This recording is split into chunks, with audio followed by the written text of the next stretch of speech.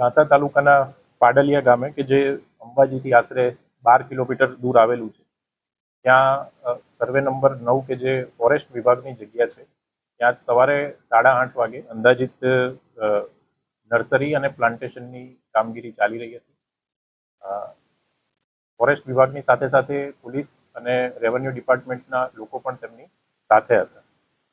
અંદાજિત 2:30 વાગ્યાના સમયગાળે 500 કરતાં પણ વધારે જે લોકોનું ટોળું છે, એમને એક પૂર્વ આયોજિત રીતે કહી શકાય એવો પથ્થર, ગોફણ અને તીર કામઠાથી હુમલો કર્યો છે.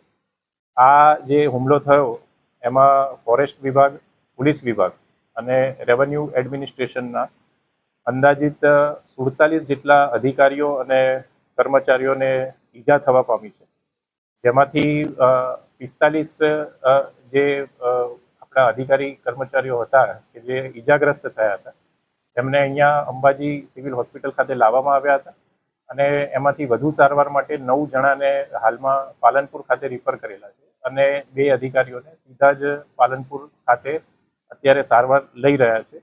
તમામ જે ઘાયલ કર્મચારીઓ છે, અધિકારીઓ છે, એ હાલમાં સારવાર હેઠળ છે અને તમામની જે હાલત છે, તમામની જે પરિસ્થિતિ છે એ હાલમાં સ્ટેબલ છે. પોલીસ વિભાગ દ્વારા હાલમાં FIR જે નોંધવાની કાર્યવાહી ચાલુમાં છે અને આ સંદર્ભમાં પોલીસ વિભાગ દ્વારા કડકમાં કડક કાર્યવાહી કરવામાં આવશે.